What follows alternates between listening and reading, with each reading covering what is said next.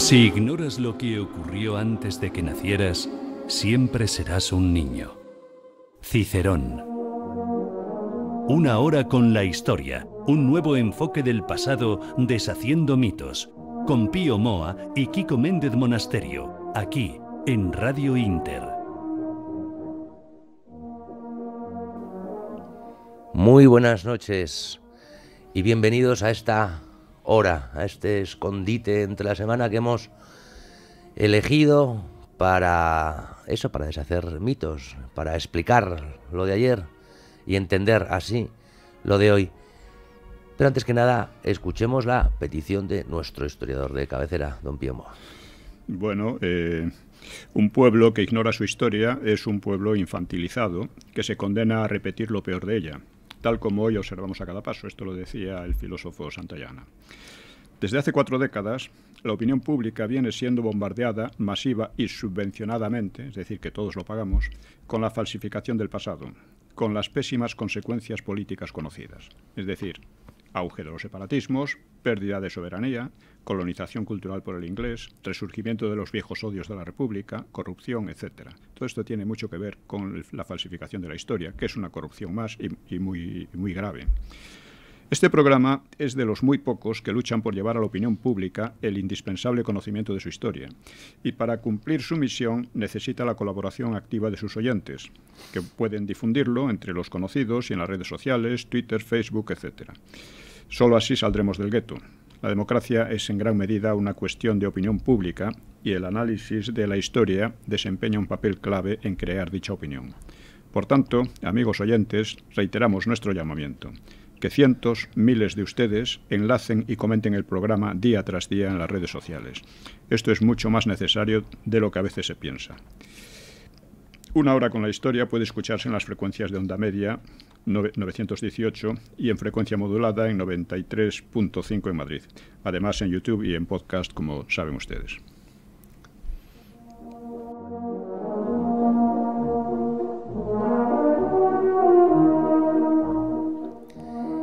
Y después de la explicación del porqué de este programa y del cómo pueden ayudar a difundirlo, nos queda escuchar el editorial también en la voz de Pío Moa y en este caso sobre una especie de Pimpinela escarlata. El embajador, que lo diga él. Bien, el embajador o encargado de negocios de España en Budapest, Sanz Briz, como se sabe, salvó a miles de judíos de la persecución alemana, nazi. Pues bien, este asunto se viene exponiendo en los medios de información entre comillas, en alguna novela, en documentales, etcétera, como si hubiera sido realizado contra las órdenes de Franco. Luis Suárez, en Franco y su tiempo, ya había clarificado el asunto, lo traté también en Años de Hierro, más recientemente Arcadio Espada, con el nombre de Franco, hizo lo mismo, y yo he vuelto a tratarlo en Los mitos del franquismo. Un libro reciente. Basta reproducir algunos documentos aquí para dejar en evidencia a los profesionales del fraude, aunque no cabe esperar que cesen en sus retorcidos embustes, después de todo viven de ello. He expuesto en el blog, en mis 2 blogs, una serie de comunicaciones entre el Ministerio de Asuntos Exteriores, dirigido por Lequerica, y Sanz Briz. Como son largos, aquí solamente citaré 3. 14 de octubre de 1944. Ministro de Asuntos Exteriores español a su embajador en Washington. Dice: sírvase informar de las gestiones que España viene realizando e instrucciones concretas nuevamente a nuestro embajador en Berlín para que realice con el máximo interés cuantas gestiones sean necesarias en defensa de las personas e intereses israelitas en general y en especial de los hispanoamericanos. De forma constante y reiterada se van haciendo toda clase de esfuerzos, no siempre con éxito, para defender a los sefarditas que se hallan en campos de concentración alemanes, habiéndose conseguido, como es bien sabido, que varios cientos de ellos hayan podido entrar en España y salir con plena libertad. Luego la situación en Budapest empeoró desde el 9 de noviembre, cuando los rusos entraban ya en Hungría. Y el 14 de noviembre el ministro Lequerica indicaba al embajador en Washington: habiéndose tenido noticia de que contra promesas formales y reiteradamente hechas por gobierno húngaro, este desconoce validez pasaportes españoles y de algunos países hispanoamericanos a sefarditas, he ordenado a la delegación de España en Budapest presente la más enérgica reclamación pidiendo inmediatas y amplias satisfacciones. Gobierno está decidido a hacer respetar por todos medios sus derechos a este respecto, de suerte que la protección pueda ser efectiva. Al día siguiente, 15 de noviembre, Sanz Briz, el encargado de negocios en Budapest, escribía al ministro: ante la continuación de las horribles atrocidades que se cometen contra los judíos, esta mañana el nuncio ha reunido a los representantes de los países neutrales. Hemos acordado por unanimidad hacer gestión colectiva acerca del gobierno húngaro pidiendo el cese de la persecución y se les trate de modo más humano.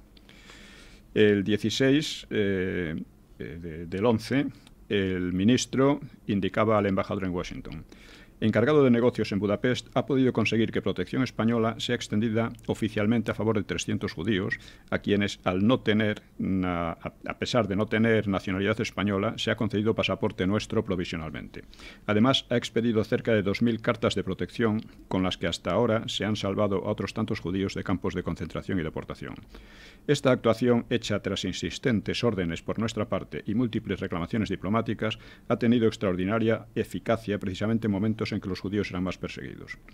En Francia han pedido, como es público, acogerse a nuestra protección, y muchos cientos de judíos que han pasado la frontera se han beneficiado de una especial tolerancia al presentarse sin documentación.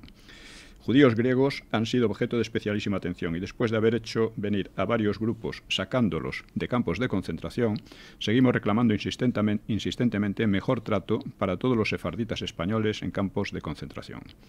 En Bulgaria y Rumania, hasta la entrada de las tropas rusas, ha sido incesante la actuación de nuestras legaciones.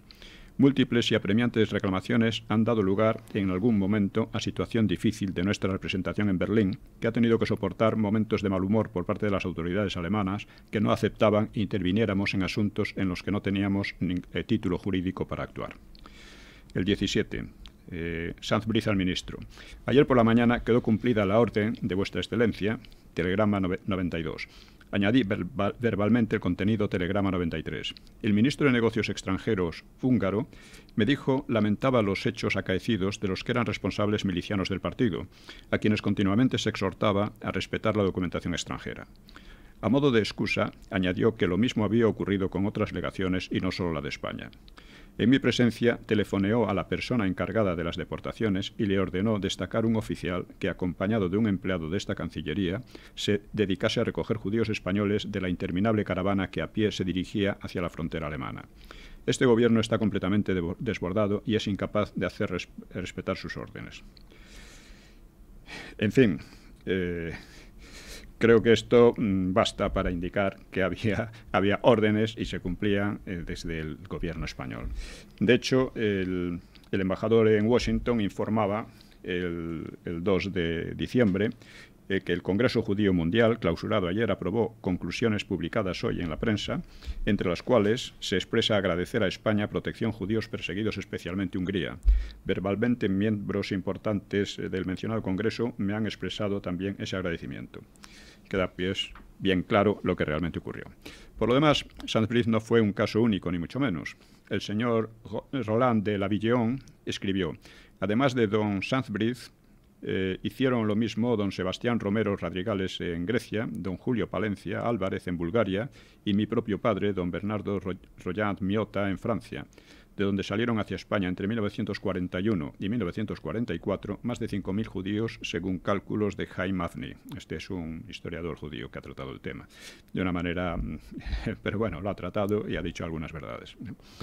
Es decir, que contra lo que dicen algunas personas, que España solo actuó en el 44, cuando Alemania ya perdía la guerra, desde el 41 se estaba admitiendo a los judíos en España sin devolverlos, como se devolvieron en Suiza, devolvieron a muchos en Suiza y creo que en Suecia también. El escritor italiano Enrico De Aglio, en su libro La banalidad del bien, referido a Giorgio Perlasca, un fascista italiano que junto con Sanz Briz salvó a tantos judíos en Budapest, señalaba: si bien el papel de la España franquista en las operaciones de salvamento de los judíos europeos ha sido silenciado casi del todo, fue decididamente superior al de las democracias antihitlerianas. El apoyo humanitario a los judíos perseguidos prosiguió mucho después. El primer jefe del Mossad, Isser Harel, explicó cómo España colaboró en trasladar un número indeterminado de judíos, quizá hasta 100.000, de Marruecos a Israel entre 1957 y 1963. La situación de los judíos en Marruecos se había vuelto insostenible y arriesgada después de que Francia evacuara esa colonia en 1956 y las autoridades marroquíes decidieron impedir su salida del país. Las autoridades, gracias a las autoridades de Franco, pudieron escapar a Israel. Bueno, unas observaciones. Primero, cuando se habla de judíos españoles o sefardíes, debe saberse que el dictador Primo de Rivera había ofrecido a los sefardíes la nacionalidad española, que muy pocos aceptaron. El decreto había caducado, pero el franquismo lo utilizó como si siguiera vigente. España ayudó también a muchos no sefardíes, askenazíes. 2. Franco no tenía obligación de salvar a los judíos, pues en su mayoría le habían sido hostiles durante la Guerra Civil y seguían siéndolo. Además, en España se ignoraba el carácter exterminador de la persecución, suponiéndose los rumores de este género como una típica mentira de guerra. El motivo fue simplemente humanitario. 3. Aunque muchos jefes religiosos y algunos políticos judíos han expresado su agradecimiento a Franco, la postura de Israel fue la de boicotear al régimen español e impedirle la entrada en la ONU. Un hecho grave porque era parte de la política de aislamiento que perseguía crear hambruna masiva en España y que fracasó afortunadamente. 4. Debe contrastarse igualmente la labor del franquismo en este aspecto con el escasísimo apoyo recibido por los judíos de Inglaterra y USA, las cuales, estos países, obraron como si la persecución no tuviera carácter grave, pese a tener informes en contra de las autoridades judías. Lo he señalado en varias ocasiones, particularmente en los mitos del franquismo. En ocasión de su visita a Auschwitz, Ariel Sharon dijo: los aliados conocían la aniquilación de los judíos, la conocían y no hicieron nada. Todas las sugerencias de operaciones de rescate presentadas por organizaciones judías fueron rechazadas. Simplemente no quisieron enfrentarse a eso. Hubo incluso una oferta de Eichmann, a través de Eichmann, que era el encargado de llevar a los judíos a los campos de concentración, ofreciendo 1 millón de judíos a cambio de 10.000 camiones, y no fue aceptada por los aliados. Eso es tremendo, ¿no? Y 5. Debe contrastarse la gratitud de muchos judíos con la indecencia de los profesionales españoles de la calumnia, como lo dejan de demostrar año tras año en los grandes medios de masas, especialmente El País o las televisiones públicas y privadas, con pocas excepciones. Hay que denunciarlo porque es verdad.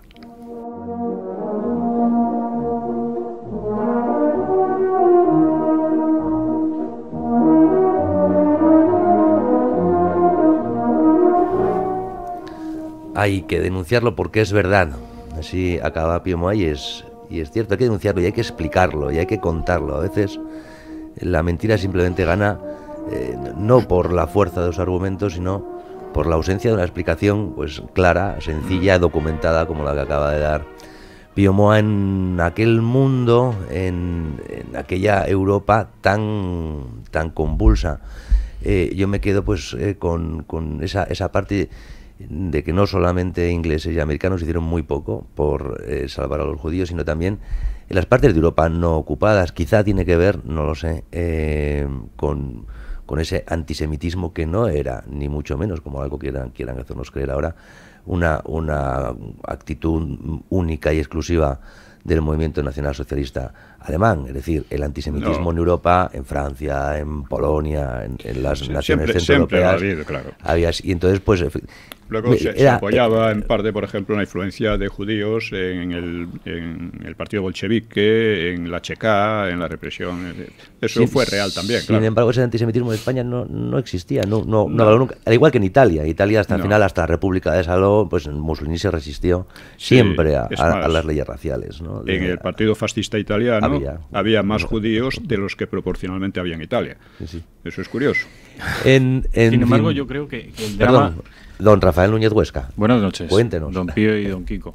Yo creo que el drama, porque bien está lo que estamos haciendo en esta noche del sábado en este programa, que es derribar mitos, y uno de ellos es el de la falta de humanidad del régimen al respecto de los judíos y el caso de Sam Briz. Pero en el imaginario colectivo flota el relato de que el icono de la ayuda a los judíos fue una persona que protagonizó una película que es hoy un icono audiovisual, Schindler, que es Schindler. Y sin embargo Sam Briz salvó a más judíos posiblemente, ¿no? También los suecos salvaron a muchos. Wallenberg salvó a muchos judíos, luego fue capturado por los soviéticos y liquidado, vamos. Pero el sueco, Schindler, son iniciativas personales que efectivamente Sí, ayudaron mucho. claro. Lo que creo que es verdaderamente distinto es todo un gobierno, toda la acción diplomática de un Sí. gobierno, como ha quedado explicado en estos, Claro. que como decía don Pío, son solamente unos de los textos que están publicados en todos esos libros que él ha citado, que demuestran que era un esfuerzo conjunto de un gobierno por razones exactamente puramente humanitarias. Humanitarias. No tenía tampoco ninguna obligación política de hacer algo así. Ni un interés, ni un Claro, interés político, que desde luego, además, no sirvió, si hubiese existido, hubiese servido de bien poco, como ya hemos tratado en programas anteriores sobre el aislamiento internacional, el embudo, el estrangulamiento financiero y de mercancías que se trató de hacer al régimen de Franco. Y vamos a hablar esta noche precisamente de algo parecido, pero trasladado a hoy. Esa actitud del gobierno de Franco en aquel momento fue una actitud independiente, fue una actitud neutral, fue una actitud de soberanía, de su propia decisión ante un problema mundial, tomó esa decisión. ¿Podemos hoy aspirar a una neutralidad política, a una independencia, a una soberanía en el complejísimo tablero internacional tan cambiante y tan modificado día a día que estamos observando? Ese es el tema de esta noche y creo que va a ser el tema de las próximas semanas, meses y años, porque el tablero va a seguir cambiando y desgraciadamente, como hemos visto hasta ahora en los programas anteriores, también hemos dado algunos pequeños retazos. Como hemos visto hasta ahora, España ha renunciado a ser un actor independiente y con voz propia en el panorama internacional y queda absolutamente sometido a la voluntad de un proyecto político de la Unión Europea, el de Bruselas, cada vez más en entredicho. Ahora empezar con eso. ¿Es posible? Sí. Una pregunta más general. Sí. ¿Es posible? Vamos a recordar un poco como en las sesiones anteriores hemos ido enfocando distintas cuestiones relativas a la posición internacional de España a partir de la neutralidad en las dos guerras mundiales. Así que hemos ido, como quien dice, respondiendo a varias preguntas. La primera, por ejemplo, ¿fue positiva la neutralidad española en las guerras mundiales para España? Y recordábamos que en esas guerras no se nos perdía nada, que nuestro papel habría sido el de carne de cañón en beneficio de otros países durante la Primera Guerra Mundial, y habríamos salido tan mal parados como otros que se dejaron arrastrar a la guerra, como Italia, Grecia o Portugal en la Primera. Y en la Segunda Guerra pues habría multiplicado los sacrificios de la Guerra Civil. Recuérdese que especialmente en la Primera Guerra Mundial eran muchos los que decían que una neutralidad de España era imposible. Y también lo pensaban muchos con más razones en la Segunda Guerra Mundial, cuando las divisiones alemanas estaban al otro lado de los Pirineos. Así que la neutralidad no solo fue entonces enormemente positiva para España, y posible, claro, sino también para la paz, porque dejar un país importante como España al margen de una contienda tan brutal, eso facilitó, en los dos casos, facilitó muchas acciones humanitarias, de intercambio de prisioneros, de protección de judíos, etc., ¿no? España se libró además de los tremendos crímenes de guerra que cometieron todas las partes en la Segunda Guerra Mundial. No solo fueron los nazis y los soviéticos, también los ingleses y los useños cometieron crímenes de guerra espantosos, ¿no? Esta semana en la Gaceta, me dejan paréntesis, don Pío, esta semana en la Gaceta llevamos un tema de Juan Ernesto Pflüger sobre los crímenes de guerra de esa 9ª brigada de republicanos adscrita dentro de las fuerzas aliadas en la ocupación de Francia. Muy detallado en la Gaceta, en el artículo de Juan Ernesto Pflüger, lo pueden leer, de los crímenes, la represión contra los colaboracionistas franceses, la división Carlomagno, sí, y bueno, cualquier otro tipo de colaboracionista también político, en la que participaron antiguos republicanos españoles. Digo porque también esta semana se le está dando ese bombo de homenaje, sí, a esos voluntarios. Conviene recordar todo eso, ¿no? Porque vivimos en unas mitificaciones terribles, ¿no? Bueno, luego hemos respondido positivamente a la pregunta de si el abandono de la neutralidad en la Guerra Fría estaba justificado o no ante el peligro soviético. Y concluimos que, siendo el comunismo el enemigo principal, pues la colaboración con USA fue positiva. Y una ayuda española a la defensa de Europa Occidental, que fue mucho mayor la ayuda que el pago recibido por ella. Nos hemos preguntado luego si con el derrumbe del Pacto de Varsovia se justificaba la permanencia de aquella política de neutralidad. que pues, recordemos que se hizo todavía más amplia ese abandono con la entrada en la OTAN por el PSOE, y que casualmente el PSOE fue también el partido que abrió la verja de Gibraltar, convirtiendo a la colonia en un emporio de riqueza para Londres a costa de España, ¿no? Y esta es la cuestión actual que puede plantearse como una doble pregunta. ¿Conviene a los intereses españoles la permanencia en la OTAN? Y segundo, caso de que efectivamente conviniera, ¿sería posible? Así que vamos a tratar un poco, recordar que hemos dejado bastante claro que nuestra posición en la OTAN no es la de un aliado real, sino más bien la de un subordinado, subordinado para empezar hacia Inglaterra, la potencia principal después de USA, en la OTAN. Inglaterra mantiene una colonia en nuestro territorio, cosa no solo humillante, sino enormemente perjudicial para España en todos los sentidos, y por tanto no puede ser considerada un aliado o amigo, como pretenden nuestros políticos, que recordemos también suelen ser bastante corruptos. Francia, decíamos, tiene en Marruecos un aliado importante, y Marruecos es casualmente nuestro único enemigo potencial. Y USA, aparte de sus conflictos no tan lejanos con España, choca con los intereses españoles en Hispanoamérica y también en el norte de África, por Marruecos sobre todo. No es en modo alguno casual que la OTAN incluya la colonia de Gibraltar y excluya en cambio a Ceuta y Melilla de su protección. Esto es una concesión básica a Marruecos en caso de conflicto. Debe tenerse esto en cuenta. Es decir, a la OTAN le conviene mucho España, por su posición geoestratégica, claro está, pero no le conviene por sí misma, ya digo, es por su posición geoestratégica, que está entre el Mediterráneo y el Atlántico, ¿no? Pero por eso mismo les conviene una España políticamente débil y, por así decir, manejable, como por lo demás está claro que es lo que sucede, ¿no? Hay, como vimos, otro problema, pues la permanencia en la OTAN se justifica también como una defensa de la democracia frente a enemigos como el terrorismo islámico o frente a Rusia, quizá más adelante a China. En esta perspectiva, se dice, podríamos sacrificar nuestros intereses nacionales a otros más generales. Pero nuevamente vemos que no es el caso, porque desde luego USA, Inglaterra o Francia no hacen tal sacrificio que exigen a los demás, que nos exigen a nosotros. Y por otra parte, las acciones realizadas supuestamente en nombre de la democracia no han hecho otra cosa que agitar el avispero musulmán, derrocando a regímenes estables e incluso pro-occidentales como el de Mubarak en Egipto, o inofensivos como el de Gaddafi en Libia, creando el caos y la guerra civil en Irak, Afganistán, Libia y Siria. O sea, como decía Putin, no queremos la democracia que han llevado a Irak ni a los otros sitios. Esto es lógico, ¿no? Pero esto no solo no nos conviene, sino que aumenta mucho los peligros para España, precisamente por su proximidad al norte de África. A España le conviene ante todo la estabilidad en el norte de África, especialmente en el Magreb. Pero parece ser que a la OTAN no le conviene tanto, por lo que vamos viendo. Además, esas intervenciones han generado grandes corrientes de inmigrantes ilegales y refugiados que la experiencia ha demostrado ser inasimilables, sin olvidar que España sigue siendo para ellos al-Ándalus. Eso no debe olvidarse nunca. No es que a España no le interesen estas intervenciones de la OTAN en estos países, es que van directamente contra nuestros intereses, nos ponen en peligro.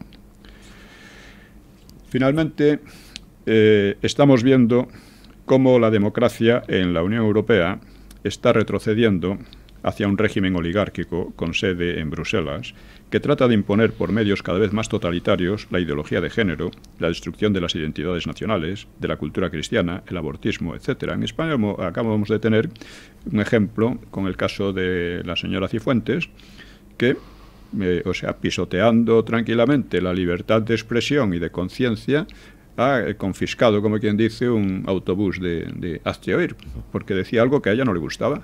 Simplemente. Esta señora es abortista, es todo lo que hemos dicho. Bueno, simplemente, no por querer, porque previamente había sacado una ley que le hiciera posible, una ley totalitaria que sigue vigente en la Comunidad de Madrid y que lo está ampliando. O sea, y eso es lo peligroso. Una ley tan absolutamente subjetiva que no le gustaba a ese autobús como mañana puede no gustar lo que decimos en este programa. Sí. Tan absolutamente indefensos frente a esa arbitrariedad de ese totalitarismo soft que se llama ahora, sí. Estamos, porque son vigentes esas leyes. Por otra parte, cuando se habla de los valores europeos, que actualmente emplea mucha gente esa expresión, pues se trata precisamente de supuestos valores que nunca fueron europeos, sino más bien todo lo contrario. Y que la ideología de género, por ejemplo, ¿no? Y que las oligarquías tratan de convertirlo en las señas de identidad de la nueva Europa. Y esto creo que tampoco conviene a España ni a ninguna sociedad moralmente sana. Por otra parte, la propia Unión Europea sufre una crisis que se viene agravando en los últimos años y que podría terminar en su desintegración o en una vuelta a la Comunidad Económica Europea, que sería probablemente la solución mejor. Esa es uno de los planteamientos que ahora mismo más debatidos y discutidos en el seno de Europa. Yo decía al principio que el problema de que España no tenga voz propia se agrava porque el amo que han reconocido nuestras clases dirigentes de esa oligarquía, el establishment español, que también existe y que es incluso más reducido que el de otras naciones, digo que se ha sometido a un proyecto que está en franca decadencia. Es decir, no es lo mismo, estando uno de acuerdo o en desacuerdo con el planteamiento del proyecto político de una Unión Europea y política, pero no es lo mismo estar de acuerdo con ese proyecto hace 10 años, que parecía mucho más fortalecido, con Francia, Alemania, incluso Gran Bretaña apoyándolo, que ahora mismo, en el que el primer partido de Francia es claramente contrario. De los 5 candidatos, pues yo creo que sumando los votos de Le Pen, Mélenchon, incluso con una parte al menos de los de Fillon, que es cuando menos euroescéptico, sí, o por lo menos sí habla otra vez de recuperar partes de la soberanía. Cuando Inglaterra, Gran Bretaña ha decidido abandonar del todo el proyecto, cuando hasta en la misma Alemania, la gran beneficiada de ese proyecto, han surgido y surgen partidos de opciones políticas contrarias. Digo que en ese panorama, anclarnos a una Bruselas tan en decadencia, yo creo que es casi la peor de las opciones, sobre todo porque en España no existe plan B, no hay un partido, no hay un movimiento que busque otra solución distinta, que podría ser el atlantismo aquel que buscaba Aznar, con todas sus pegas y acuerdos y desacuerdos que podamos tener y opiniones al respecto, pero que era un proyecto político, era un proyecto sí, de presencia de España distinto al que había, o el de la neutralidad más estricta, como hemos hablado aquí y hemos definido como más positiva para España, demostrado al menos durante el siglo XX, o cualquiera. Es decir, pero es que en España los políticos no existe plan B, aquí estamos todos con Bruselas, y si Bruselas se hunde, ¿qué nos va a pasar? Sí, efectivamente, ante la salida de Inglaterra, pues nuestros dirigentes, Rajoy y tal, por supuesto también Rivera, dicen que lo que hay que hacer es una Europa más fuerte, lo cual significa directamente una España más débil. Claro, esto nunca se dice, pero es eso, que España pierda su soberanía cada vez más, ya ha perdido muchísima. De hecho, podemos observar que los políticos españoles se refieren siempre para la política exterior y para la política interior a las decisiones de Bruselas, lo que llaman Europa. Sí, que da menos Europa que nunca. Sobre esto, sin embargo, no estamos solos, yo creo. No sé ahora, Rafael, a ver qué opinas de esto, porque hasta ahora ese problema, esa izquierda antinacional tan española, ese sometimiento tan lacayo del establishment o de las sucesivas élites en España, hasta hace poco era casi una enfermedad propia, muy local, autóctona. Sin embargo, esa disolución de la soberanía nacional en entidades supranacionales ahora no afecta solo a España. Es decir, ese es el debate político en Francia, es el debate político en Hungría, en Polonia, el que denuncia Víctor Orbán. Es decir, hay entidades supranacionales, Fondo Monetario Internacional, Unión Europea, Goldman Sachs, aunque sea una empresa, la ONU, que están apostando decididamente, y no de una forma oscura, no estamos hablando de conspiraciones, sino decididamente y con declaraciones públicas, es decir, afirmando que las soberanías nacionales y las fronteras son un obstáculo para el progreso, para los derechos humanos y para esa globalización tan perfecta que pretenden, ¿no? Lo que ellos llaman progreso, derechos humanos, etcétera, que hay que... eso es muy... O sea, la ideología de género se presenta como derechos humanos, ¿no? entre otras muchas cosas, ¿no? Y es su actuación y su imposición son cada vez más totalitarias, como estamos viendo. Es decir, existe una involución democrática en Europa muy clara, y hay que denunciarlo porque es así. Pero es que hay además otro aspecto de la OTAN que debe alarmarnos, y es su política de cerco y acoso a Rusia. El pretexto es que Rusia altera el orden mundial, según dicen, que es una acusación realmente curiosa en unas potencias que vienen sembrando un desorden sangriento en tantos países, ¿no? España no puede ser aliada de Rusia, claro, pero si algo le conviene precisamente a España es la neutralidad en este conflicto, como en los demás organizados o patrocinados por la OTAN. Esta es la realidad. España está actuando en misiones extranjeras por intereses que son ajenos, bajo mando ajeno y en idioma ajeno. O sea, sí, para más Inri, ¿no? Sí, y incordiando ya en misiones que no son claramente de paz. Es decir, ya lo hemos dicho en programas anteriores, por primera vez los carros de combate españoles, los Leopard, han abandonado la península, por primera vez en la historia. Y los hemos llevado no a defender un interés propio nuestro, no al norte de África, no, sino al Báltico, a las fronteras entre las repúblicas bálticas y Rusia. Al igual las baterías de misiles que hemos tenido hasta hace poco en Turquía, al igual dotaciones de la Armada y también de la Fuerza Aérea, del Ejército del Aire, también en los cielos del Mar Báltico, también con el objetivo de Rusia. Es decir, que efectivamente estamos ahí continuando un juego, siendo peones en un tablero de ajedrez en el que ganamos muy poco. Don Rafael Núñez de Huesca pregunta, y luego hablamos los dos, me parece, esa neutralidad, aparte, estamos hablando de naciones, ¿no? Claro, las naciones ahora son más bipolares que nunca.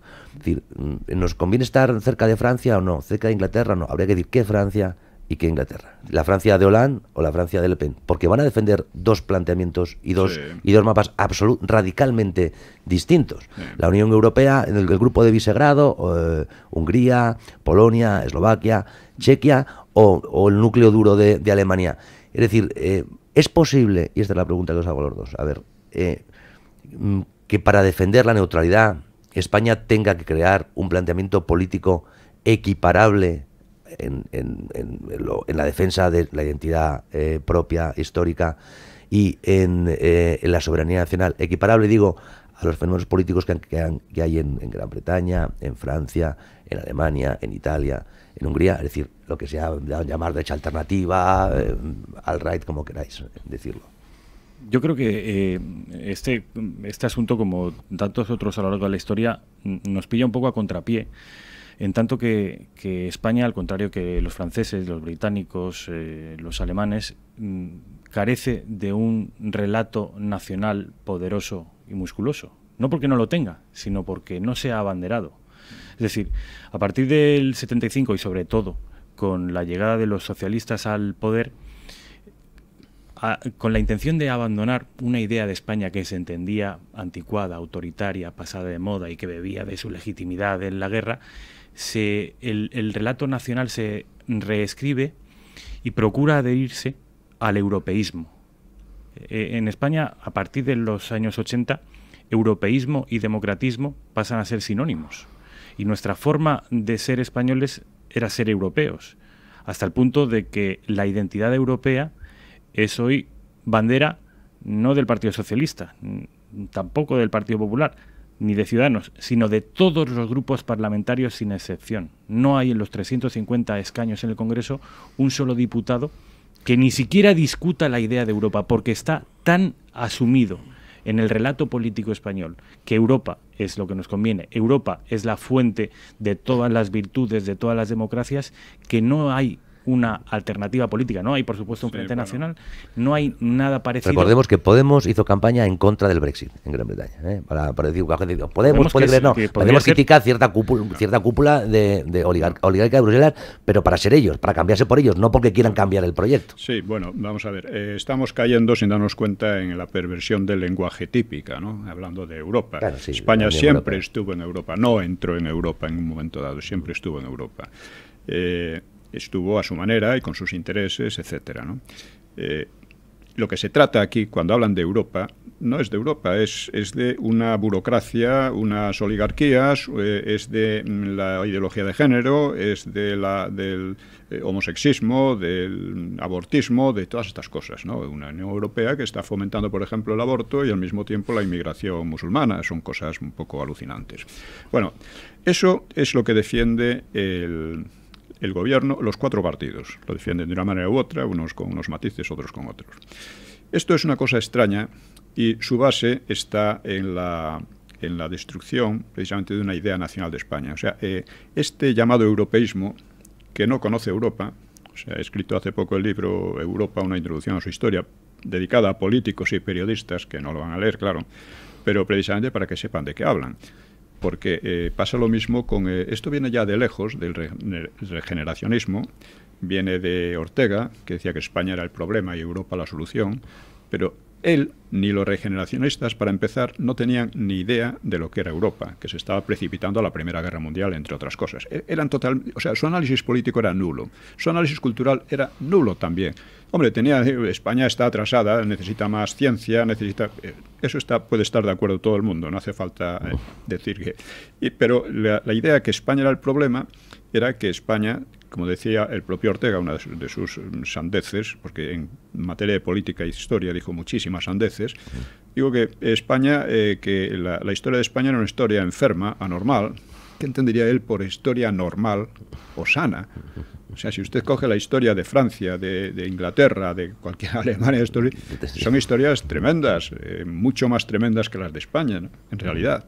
Y han estado sometidos a cambios de fronteras continuas en el siglo XX y en los siglos anteriores. España se ha mantenido más estable y ha mantenido las fronteras más antiguas de Europa prácticamente son las españolas. Eso de que España es un país cainita, de guerra civil. Oiga, mire usted, España, desde los Reyes Católicos hasta el siglo XIX, fue probablemente el país internamente más estable y con menos problemas internos de toda Europa. Eso ya para empezar. Las guerras civiles son del siglo XX. Y, en fin, guerras civiles, pronunciamientos, etcétera. Y esto, bueno, hay que analizar por qué. Vino de la Revolución Francesa que dejó aquí su herencia. Me retrotraía yo a la transición, pero en realidad el origen de todo está en ese relato que conecta con la leyenda negra de un país excepcional, la excepción española, que busca su legitimación en una instancia, en un paraguas continental en el sentido administrativo, por supuesto. Pero que podíamos, yo creo que conectar con el regeneracionismo que ha hecho Don Pío está muy bien, porque eso ya se probó y podemos echar cuenta, es decir, cuántos alemanes, ingleses, franceses, italianos, romanos, húngaros, suecos, holandeses murieron durante el siglo XX en esa Europa a la que querían acercarnos, a que era la solución, fruto de guerras y de conflictos civiles. Sí. Muy, muy superior a la tragedia de los 250.000, los 300.000, lo que queramos decir, de la Guerra Civil Española, pero muy, muy superior. Es decir, esos europeístas, esos que veían a España como el problema, el que es España permanentemente, y ese dolor tan grande, muy literario, que podía estar bien literariamente, si es verdad que produjo obras, pero claro, tan absurdo como acaba relatado en pie. Bueno, pero mire usted la historia de Francia, pero no la historia, mire lo que está pasando en Francia. Pues eso podemos decirlo ahora mismo. Es decir, mire lo que está pasando en Francia ahora. Es que Francia es un país militarizado. Que Francia llevan en un nivel de alerta máxima terrorista más de un año, y uno baja lo que decía Trump hace unos pocos meses, diga, yo voy a París y ya no es París, y se quejaron mucho Hollande y tal, no decir, es que es verdad, es que tú llegas a París. Imagínense ustedes en la Castellana, en la Rambla, en Barcelona, en cada esquina o cada 500 metros o 600 metros, una pareja no de guardias civiles o de mozos de escuadra, sino de legionarios, de paracaidistas, de la división acorazada. Eso es Francia. Eso está siendo casi Inglaterra. Ya Bélgica, ni hablamos. No solamente está militarizada por partes, porque hay zonas a las que ni siquiera el ejército se atreve a entrar. Es decir, esa es a la Europa, muy entre comillas, esa es la Europa a la que nos quieren llevar. Porque para empezar, no saben de qué hablan. Los regeneracionistas, aquellos tan europeístas, no fueron capaces siquiera de producir un libro de análisis de lo que pasaba en Europa, de lo que era Europa, ni de historia de Europa, ni siquiera un libro de viajes por Europa. Era todo pura retórica, puro bla, bla, bla.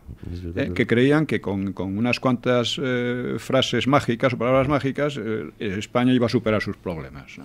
Había una inscripción ideológica, intelectual, eso sí, pues ese primer Unamuno, que luego cambia radicalmente. José Ortega, que tenía adscripción a pensadores europeos, pero pensadores europeos no significaba que eso fuese Europa, la realidad sociopolítica y económica de Europa. Claro. Usted quiere pensar como los alemanes, me parece muy bien, pero no nos lleve a una Alemania que va a perder a 30 millones de habitantes, que es lo que perdió prácticamente, ¿no? en la Guerra Mundial, o 20, no sé. Sí, perdió, entre los que perdió después de la guerra y en la guerra, pues no sé, pero podría llegar a 20 quizás, sí, 20 millones, sí. Ese es, mira, empezamos con el principio, la petición, esa explicación que hacía Pío Moa del porqué de este programa. Y el porqué, para mí, y esto es mi opinión personal, de la importancia de la obra historiográfica de don Pío Moa. Porque para enfrentar esta situación actual en Europa, no en la Unión Europea, en Europa, Marine Le Pen en Francia, Víctor Orbán en Hungría, Frau Petry en Alemania, Nigel Farage en Gran Bretaña, están, lo que Rafael Núñez Busca llama el relato, están acudiendo al relato nacional. Es decir, nosotros tenemos un relato nacional, somos una nación poderosa, tenemos que tener voz propia en el mundo, tenemos que decidir nosotros mismos nuestro futuro. No puede. Ese es el discurso nuclear de todos esos partidos en auge en el continente. En España se ha postergado completamente ese discurso porque las derechas, de alguna manera, eso forma parte del planteamiento de derecha, han entendido que como el franquismo fue culpable y el franquismo hacía una defensa de la soberanía, la identidad, la tradición, la historia de España y su explicación por sí misma, sin esos grandes dolores del regeneracionismo, del 98ismo, es decir, han tenido que renunciar y han dicho, no, es que nuestro planteamiento para enfrentarnos al separatismo, para enfrentarnos a los movimientos revolucionarios de izquierda, nuestra respuesta no es España, ya no es más España, porque España es Franco y eso es malo, ese antifranquismo, el que habla tanto Pío Moa. Luego, parece que nos quedamos sin la palanca, sin el argumento que sí está haciendo florecer en Europa la respuesta a ese mundialismo. Sí, bueno, el antifranquismo, ellos utilizan el antifranquismo como un pretexto para atacar a España. O sea, ellos fueron... No hay que olvidar que la guerra civil se libró fundamentalmente por dos causas. Por la integridad de España, la integridad nacional de España, que estaba puesta en grave peligro por el Frente Popular, que incluía a los separatistas, claro, y por la continuidad de la cultura cristiana en España. Estos fueron los dos puntos básicos de la guerra civil. Ganaron los que la defendían y perdieron los otros, los que iban contra todo ello. Y estos se ha mitificado. Hoy sabemos, por ejemplo, cómo todo se basa en un fraude, el fraude de las elecciones del 36, un fraude absoluto, y como todo lo demás que se ha construido sobre la retórica de ese fraude, pues es fraude tras fraude, es una especie de cadena de falsedades contra la que estamos luchando y que es preciso que la gente se convenza de que luchar contra ellos no es una cuestión puramente de ilustración, es una cuestión que atañe a lo que somos y a lo que podemos hacer en España actualmente, ¿no?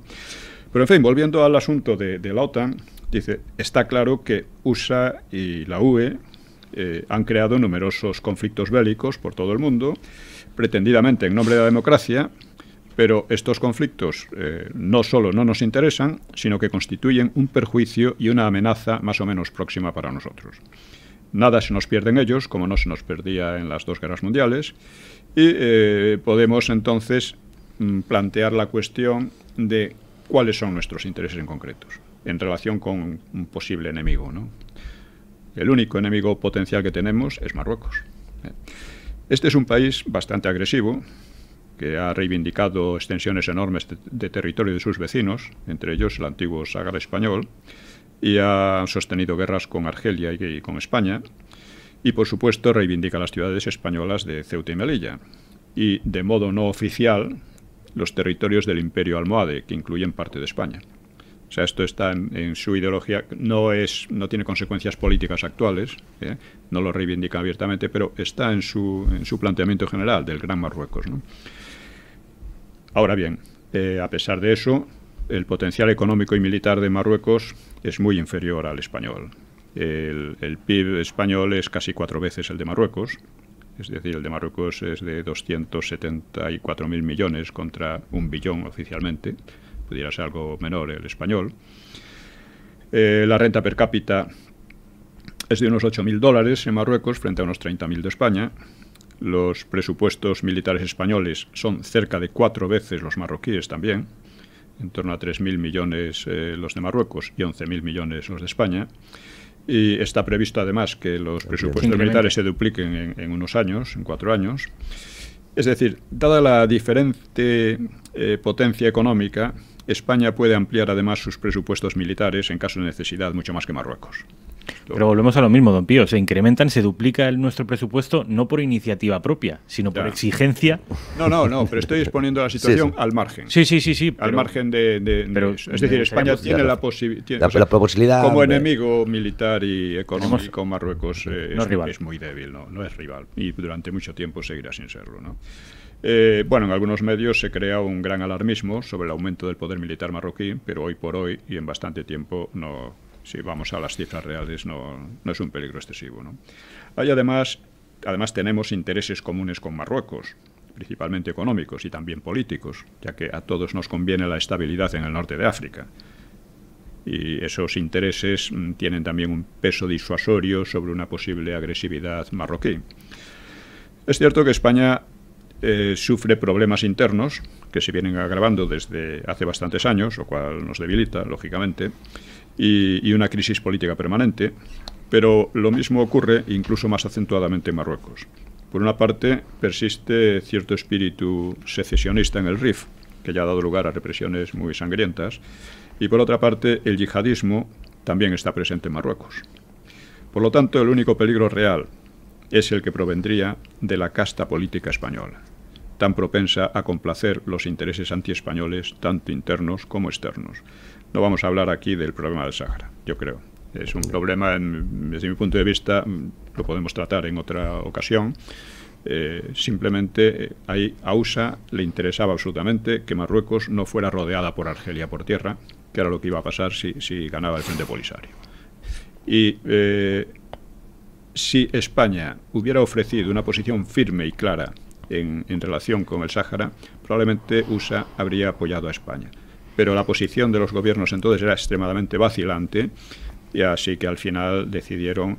Por otra parte, nosotros creo que no tenemos un compromiso especial con el Sáhara, teniendo en cuenta que los saharauis, ¿cuánto lo lamentan eso que usted decir? Estaban en contra de España. No, el Frente Polisario nace contra Todos España. Querían echar a España. Marruecos, Mauritania, los argelinos, los saharauis, y al final USA dijo, pues bueno, si los españoles les da igual, pues se acabó. Esta es la esencia de todo el problema. No tenemos ninguna obligación especial hacia ellos, por mucho que digan, porque todos querían que nos fuéramos, pues nos fuimos. Y por otra parte, fue una retirada bastante vergonzosa, por muchas otras razones, y claro, allí había intereses muy, muy amplios, ¿no? O sea, si gana el Frente Polisario, Marruecos queda rodeada por Argelia por tierra, que era un país socialista, amigo de la Unión Soviética, etcétera. No, pero en ese mandamiento después, o sea, aunque parezca que nos queda ya lejos en la historia, otra vez se demuestra cómo está todo interconectado. Tiene mucho que ver con cuando España cambia, da un giro en su eje político internacional, el atlantismo, Aznar, la foto de los Azores. Entonces se aprueba, se adelante el Plan Baker II para el Sáhara, en el que ya la autonomía del Frente Polisario, bueno, los saharauis, no solamente el Frente Polisario, avanzaban frente a Marruecos, algo que atemorizaba al sultanato marroquí. Sí. Y algo que queda liquidado el 14 de marzo de 2004, se queda absolutamente liquidado. Después de las bombas del 11M, el 14 de marzo, queda liquidado, recordemos, el Tratado de Niza, en el que España mantenía una fuerza ya absolutamente olvidada dentro de la Unión Europea. Para que nos hagamos una idea, España y Polonia contaban más que Francia, sumando. Sí. El Tratado de Niza y el Plan Baker para el Sáhara. Queda absolutamente... Esto, para que nos suene un poquito, pues 11M, Perejil, todo al final tiene que ver. Es decir, que esos planteamientos que a veces queremos que tenga España, a veces los ha tenido, no como queríamos, pero tienen consecuencias. Tienen consecuencias, el adversario existe, ¿no? Sí. Y no se va a quedar callado. Sí, yo creo que por lo que hemos visto, a España le conviene mucho volver a una política de neutralidad, como la de Suiza, por ejemplo, saliendo de la OTAN y desarrollando su propia política de defensa, centrada en el norte de África y el Mediterráneo occidental, para lo que sin duda estamos capacitados si hay voluntad, que el problema es que no la hay. pasa como con casi todo. Porque España no tiene intereses militares globales, no los tiene ni los puede tener. Es una potencia de segundo orden, queramos que no, ¿no? Puede ser fuerte y tal, puede tener prestigio, como Suiza o Suecia y otro, pero lo que pase en el mar de China a nosotros nos da igual. Lo podríamos lamentar mucho si las cosas salen mal, pero ahí no tenemos arte ni parte y tampoco tenemos por qué jugar como carne de cañón de unos o de otros, ¿no? Pero en el Mediterráneo occidental y en el norte de África y en la zona de las Canarias, ahí sí tenemos intereses fundamentales que deben ser protegidos también militarmente. Y para eso la OTAN no nos sirve, mientras que la OTAN está, como hemos visto, empeorando la situación en general. Bien. Pues ese es el panorama en el que vamos a hablar y a estudiar y analizar durante los próximos años. El que acaba de decir exactamente don Pío Moa. Elegirá a España, elegirá a los países defender sus intereses propios, su soberanía y su identidad y aquellos problemas internacionales que les afectan directamente, o esas entidades supranacionales van a obligar a los países a actuar, a ejercer de actores de carne de cañón o de lo que sea en conflictos mundiales, en conflictos que nos quedan muy lejos, pero a los que nos vemos obligados por los llamados aliados. Yo creo que por eso es la importancia de este programa, la postura de don Pío Moa clarísima respecto, apoyada en lo práctico del siglo XX. La neutralidad siempre nos vino bien, la alianza a proyectos mundiales no nos ha venido nunca bien, y esto, si queréis, es con lo que vamos a enlazar con la actualidad de hoy que nos trae don Rafael Núñez Huesca.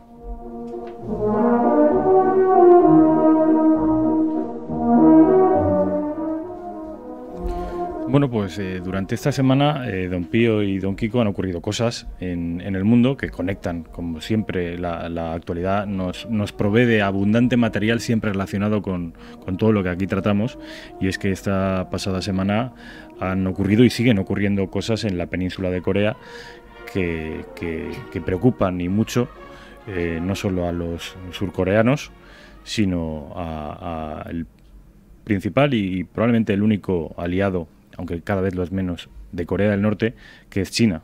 Tanto China como Rusia están advirtiendo en los últimos días de que una posible guerra en la península de Corea tendría consecuencias catastróficas, en tanto que Corea del Norte posee armamento nuclear y sobre todo está dispuesto a usarlo. Sabemos que Trump la semana anterior lanzó lo que llamó la madre de todas las bombas en Afganistán, pero la lectura geopolítica de ese ataque norteamericano no se hizo en clave afgana o islámica, sino en clave asiática, como una advertencia a lo que podría ocurrirle a Corea del Norte si sigue con lo que llama provocaciones en el mar de Corea. Hay que tener en cuenta que tanto Japón como Corea del Sur son aliados estratégicos de los Estados Unidos, que tanto en Okinawa como en Seúl los norteamericanos tienen bases militares provistas de aviación y de fuerza naval, y es un enjambre, un avispero, el de la península de Corea, que tiene mucho que ver con el atlantismo, con la OTAN, con los intereses cruzados. Hasta con Siria, ¿no? Recordemos que la semana anterior el bombardeo con misiles Tomahawk, 56 misiles Tomahawk sobre una base aérea en Siria, una cosa que parece un ataque al régimen de Assad, que efectivamente lo fue, pero muy quirúrgica, tampoco con una intención clara de hacer un daño irreversible. Al fin y al cabo, Assad es Rusia, pero se hizo cuando estaba la delegación norteamericana en Moscú negociando. Esto se hace con Mike Pence en Corea del Sur, pero también con enviados de Trump, de la administración Trump, en Pekín.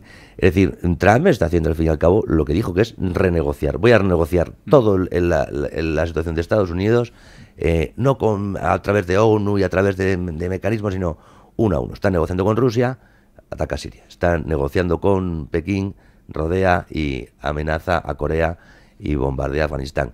yo creo que vamos a tener para rato, ¿no? De este pulso. A mí estamos un poquito a ver quién la tiene más grande, casi, entre ellos. Sí, bueno, Corea realmente ahí, si USA interviniera, y si fuera posible, golpear de una manera decisiva y rápida a Corea del Norte, de tal manera que no pudiera emplear sus armas nucleares y destruir aquel estado de pesadilla, pues eso habría que defenderlo. Vamos, a mí me parece que sería una gran acción de USA, no como lo que ha hecho en Afganistán, Irak y demás, pero en cambio allí sí. Porque aquello es un peligro muy grave, porque el régimen de Corea es extremadamente agresivo. No hay que olvidar que ya originó la guerra de Corea en los años 50, que fue tremenda.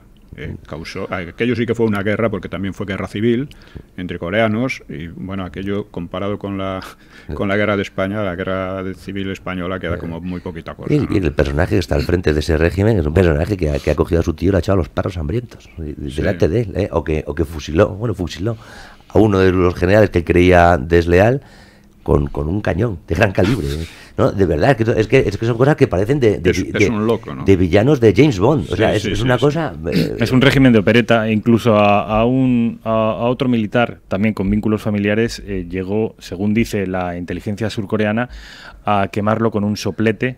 No, con un lanzallamas. Con un lanzallamas en su propio despacho. Le llamó el despacho y él lo...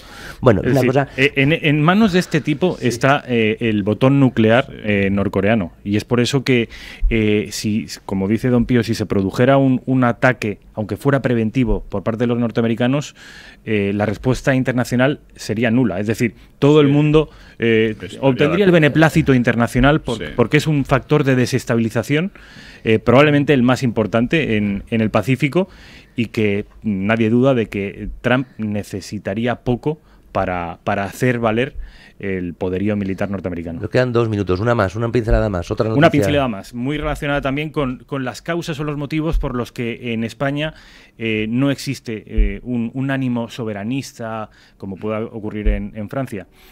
Entre esos motivos, aquí se han puesto sobre la mesa el asunto del regeneracionismo, del 98ismo, de la leyenda negra, del nuevo relato nacional que salía del régimen de Franco, del europeísmo, pero también existe un factor inédito en otros países de Europa, al menos con la misma virulencia, y es el separatismo.